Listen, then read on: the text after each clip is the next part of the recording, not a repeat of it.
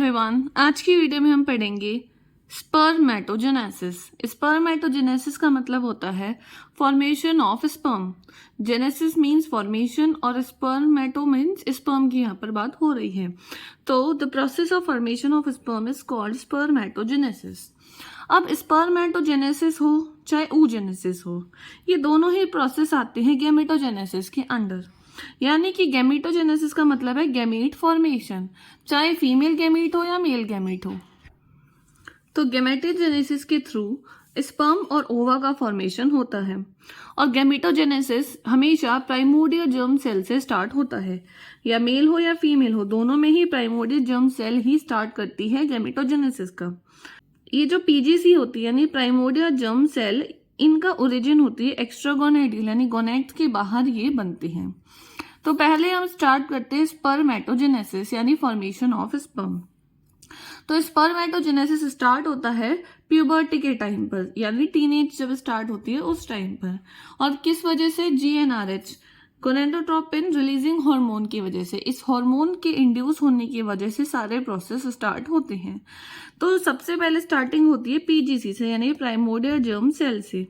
ये होती है 2n यानी कि 46 क्रोमोसोम इसमें प्रेजेंट होते हैं। अब इसमें माइटोसिस होता है। माइटोसिस के बाद डिफरेंशिएशन होता है।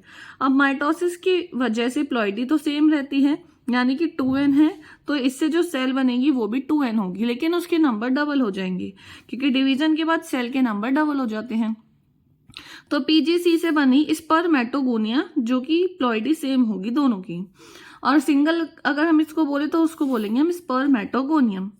उसके बाद फिर से माइटोसिस होगा और माइटोसिस के बाद डिफरेंशिएशन होगा। उसकी वजह से जो सेल्स बनेंगी वो होगी प्राइमरी स्पर्मेटोसाइट। अब क्योंकि ये भी माइटोसिस से बनी है तो इसलिए ये भी 2n होगी, लेकिन नंबर यहाँ पर डबल हो जाएंगे। अगर हम यहाँ पे स्पर्मेटोगोनिया को 100 मान के चले तो इसके नंबर हो जाएंगे डबल यानी कि 200। अब प्राइमरी स्पर्मेटोसाइट में होगा मियोसिस। मियोसिस होता है 2 स्टेप में, मियोसिस 1 और मियोसिस 2 में। तो मियोसिस 1 के बाद बनेंगे सेकेंडरी स्पर्मेटोसाइट और अब प्लॉइडी हाफ हो जाएगी यानी अब n रह जाएगी। n का मतलब है 23 क्रोमोसोम। अब ये जो 23 क्रोमोसोम नंबर है, इस 23 क्रोमोसोम नंबर में या तो आधे स्पर्म होंगे 22 + x और आधे स्पर्म होंगे 22 + y। तो 50-50 चांसेस है मेल और फीमेल बनने की। उसके बाद होगा मियोसिस 2। मियोसिस 2 के बाद स्पर्मेटिड बनेंगे और ये स्पर्मेटिड की प्लॉइडी भी n होगी। इस स्पर्मेटिड्स में अब डिफरेंशिएशन होगा यानी ये फंक्शन गेन करेगी और वो कन्वर्ट हो जाएगी स्पर्मेटोजोआ या फिर स्पर्म में। और ये स्पर्मेटिड से स्पर्मेटोजोआ के बनने के प्रोसेस को हम बोलते हैं स्पर्मियोजेनेसिस या फिर स्पर्मेटोलाइसिस। यानी स्पर्मेटिड से स्पर्म बनने के प्रोसेस को स्पर्मियोजेनेसिस, लेकिन पीजीसी से लेकर स्पर्मेटिड बनने के प्रोसेस को स्पर्मेटोसाइटोजेनेसिस, और यहां से लेकर पूरे नीचे तक के प्रोसेस को हम टोटल बोलते हैं स्पर्मेटोजेनेसिस। अब अगर स्पर्मेटोगोनिया के नंबर 100 है तो प्राइमरी oocyte उसकी डबल हो जाएगी क्योंकि डिवीजन के बाद सेल के नंबर डबल हो जाते हैं, तो ये हो जाएगी 200। फिर अगले डिवीजन में इसके नंबर डबल हो जाएंगे, ये 400 हो जाएगी।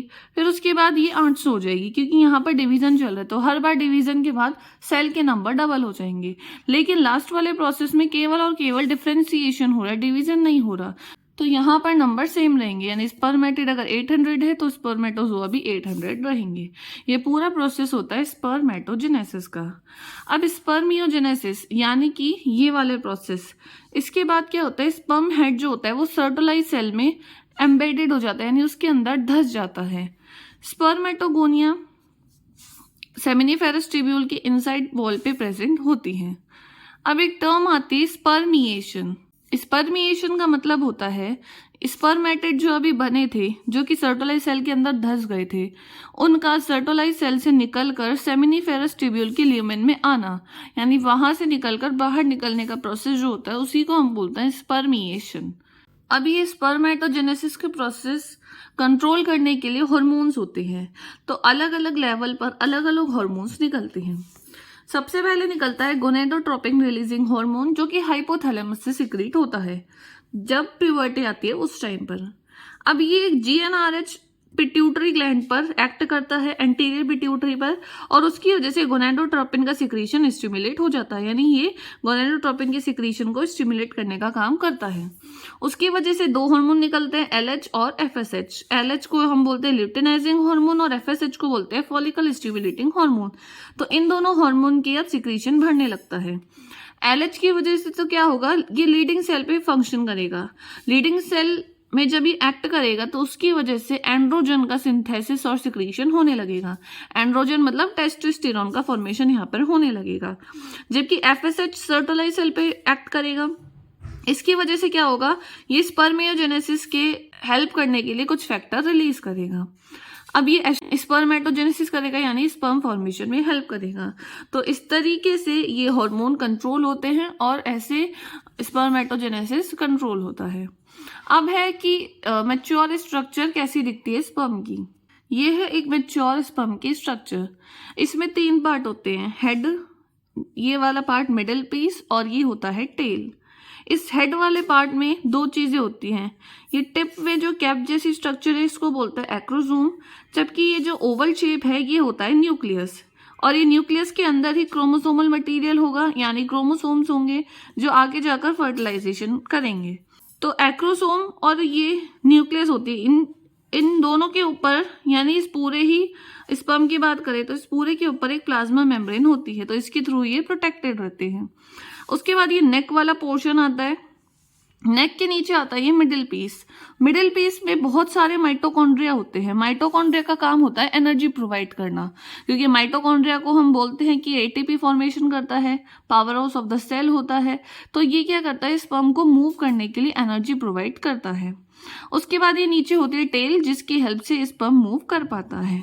अब यहाँ पर ये नीचे की तरफ मिडिल पीस में ये रिंग सेंट्रियोल प्रेजेंट होते हैं, इसको हम जेनसन रिंग भी कहते हैं।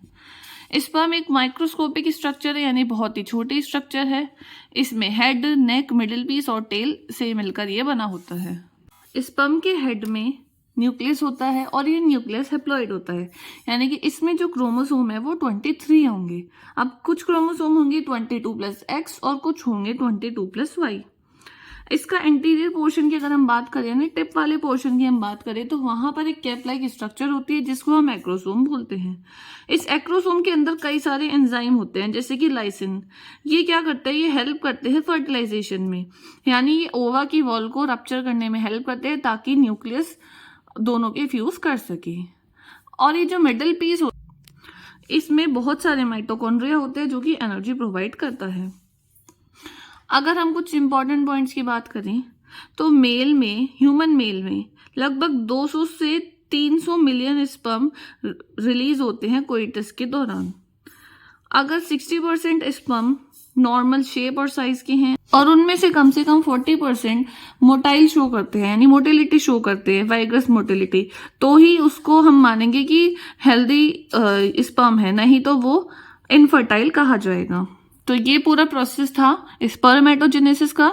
नेक्स्ट वीडियो में हम oogenesis पढ़ेंगे। इस वीडियो में आपको कहीं भी डाउट हो तो कमेंट करके पूछ सकते हैं। ऐसे ही और वीडियोस के लिए द DK बॉटनी को लाइक शेयर सब्सक्राइब करें। Thanks for watching.